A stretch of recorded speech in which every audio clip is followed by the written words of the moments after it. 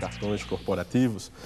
E o senador Sérgio Guerra, às vezes de onde você menos espera, vem o comentário. O senador Sérgio Guerra, logicamente, que primeiro fez uma crítica ao governo quanto à questão dos cartões corporativos e fez uma crítica à questão de tentar trazer o governo Fernando Henrique para dentro das investigações. Mas ele fez um comentário que eu acho muito interessante. Ele disse, olha,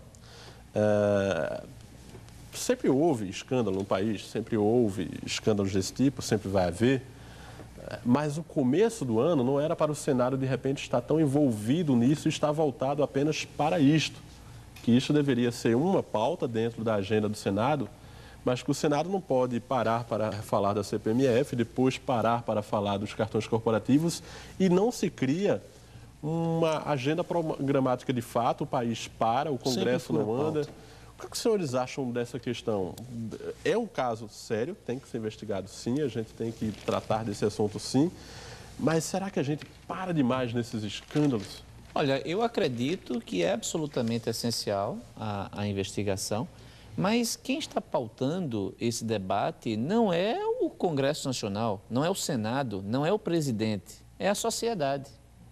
Então, quem está ditando a agenda não são os políticos, não são os partidos, é a sociedade que está cobrando. Então, não é questão de dizer que o Congresso deve ter ou não uma agenda propositiva. Se a população, se os meios de comunicação estão dando toda a força, porque todos os noticiários estão cobrindo a questão do mau uso do cartão corporativo, ou seja, da improbidade administrativa. Então, eu acredito que não é uma questão de opção. André, mas não dá para o Senado, nós sempre tivemos CPIs, desde o processo de redemocratização para cá foram várias. Agora, toda vez que a gente for instalar uma CPI, que deve ser uma CPI mista pelo jeito, o Senado vai parar até que essa CPI saia e durante a execução dessa CPI, porque nós conseguíamos antigamente tocar algumas CPIs e, de certo modo, o Brasil andava. Logicamente, parou em alguns casos, como no caso do Mensalão, porque é um caso sui generis que envolveu toda a máquina praticamente administrativa do Executivo, uma coisa nunca antes vista. Mas no caso dos cartões corporativos... Não... Olha, eu acredito que só para, Cristiano, se também a mídia der uma cobertura que praticamente paralisa, ou seja, quem dá o efeito paralisante nem é o governo, nem é a oposição. Aliás, a oposição ela é muito tímida, ela é muito pequena para controlar a agenda. Então, é até interessante que quando o governo ele é atingido diretamente por uma denúncia, ele acusa a oposição de estar querendo inviabilizá-lo, quando, na verdade, não é a oposição, é a própria mídia, é a própria sociedade. Aí a oposição também ela não vai dizer que não é ela. Mas, de fato, se a gente analisar direitinho, todos os noticiários que vieram a partir da virada do ano, desde a CPMF para cá, foram negativos ao governo.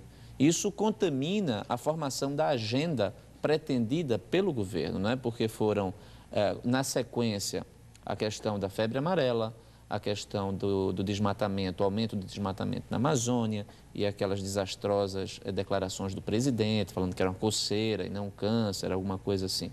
A questão dos cartões corporativos, a exoneração, que deveria ter sido a demissão da ministra Matilde Ribeiro, a declaração de José Disseu, do Caixa 2, no Rio Grande do Sul. Ou seja, todas as declarações... José Disseu resolveu viajar pelo país falando besteira, né? Ele não contribuiu com o governo, ou seja, o início do ano foi muito ruim para o presidente Lula.